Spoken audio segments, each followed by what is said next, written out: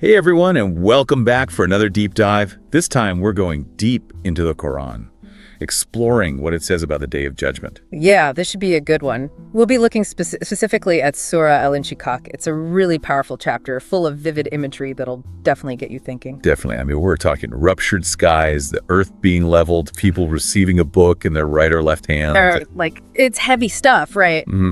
But these images, as intense as they are there to make us think, to make us reflect on how we're living our lives, knowing that we're all accountable in the end. Okay, so let's jump right into it. The surah starts off with, when the sky is ruptured and hearkens to its Lord as it must, and when the earth is leveled out and casts out what is in it and becomes empty. I mean, wow, that's a pretty intense opening. Yeah, it definitely grabs your attention, doesn't it? I mean, the sky rupturing, the earth being leveled, it's not subtle. So what's the significance of these metaphors? It's not just talking about a literal apocalypse, right? Right. It's more than just a physical event. It's about the disruption of everything we know, the complete overturning of the existing order. You know how the sky is often seen as this symbol of power and permanence? Well, here it's torn open, showing that even the seemingly most permanent things can be overturned. And then the earth, our solid foundation, spills out everything it holds, everything that was hidden. Yeah, I see what you mean. It's like everything being laid bare, right? Yeah. All our actions, intentions, everything's revealed. Exactly. It's a powerful image of judgment where nothing can be concealed. So then we get to verses 7 to 9, and this image of a book being given to people.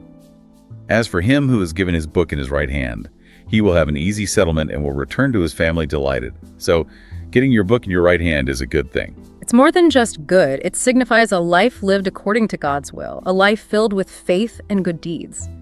The idea of returning to your family, joyful and content, it points to this deep sense of peace, of returning to your true home, your spiritual home. Okay, so right hand, good. But then verses 10-12 paint a very different picture. As for him who has given his book behind his back, he will call for death and will enter the blaze. Yeah, it's a stark contrast, right? It's like a wake-up call, reminding us that our choices have very real consequences. And the blaze, it's a metaphor for a state of spiritual anguish, of separation from God. It's not meant to scare us, but to make us stop and think, to honestly evaluate our choices. I mean, it's definitely pretty intense imagery. It is. It's meant to make us think about whether we're truly aligned with what matters most. And then we get to these verses 13 to 15, describing the person who receives their book behind their back. It says, he was happy in his family. He thought he would never return to us. It seems to be talking about this disconnect, like people living their lives and forgetting about their ultimate accountability, right? Right, exactly. It's like we get so caught up in our daily lives and our comfort zones that we lose sight of the bigger picture. The Surah is reminding us that true happiness comes from aligning ourselves with God's will, not just chasing worldly pleasures. It's about finding meaning and purpose in both our worldly and spiritual lives. So then to really emphasize this point, the Surah uses these oaths, which I find super interesting. In verses 16-18 it says, I swear by the twilight, and by the night and what it covers, and by the moon and it grows full. Why these specific images? What's the significance?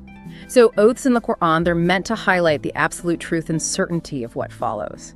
And here, it's not random that it swears by the twilight, night, and the full moon. These represent cyclical processes, a natural progression, like day follows night. I see. It's like, just as these celestial events are inevitable, so too is our return to God. Right. It's a divine assurance of judgment, a reminder that this life is not all there is. So then the Surah talks about this idea of mounting stage by stage. What are these stages referring to exactly? Well, it's open to interpretation, which makes it all the more fascinating, right? Some scholars say it's talking about the different stages of life: childhood, adulthood, old age. Each stage presents its own challenges and opportunities for growth. Makes sense. Others see it as a spiritual journey, like a gradual ascent towards a deeper understanding of God.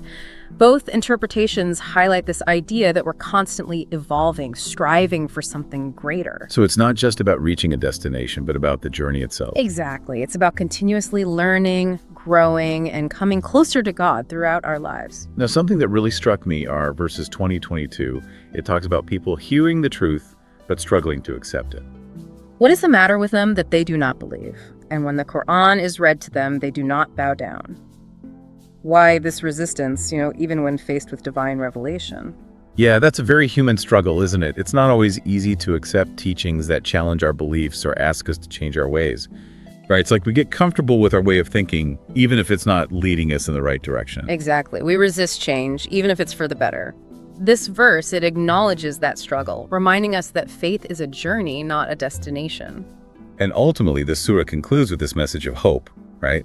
Verses 24 to 25 talk about both a painful punishment and an undiminished reward. It's like we have a choice to make, knowing that our choices will have very real consequences. Absolutely. The surah ends not with a threat, but with a promise.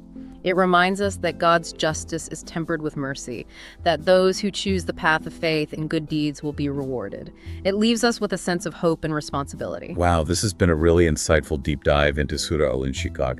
From the powerful imagery of judgment to the importance of living a righteous life, it's given us a lot to reflect on. Definitely. And as you go about your day, I want you to think about this. If you were to receive your book today, in which hand would it be? Think about it. It's a powerful question to end on, that's for sure. And with that, folks, we'll wrap up this deep dive. Thanks for joining us, and we'll catch you next time.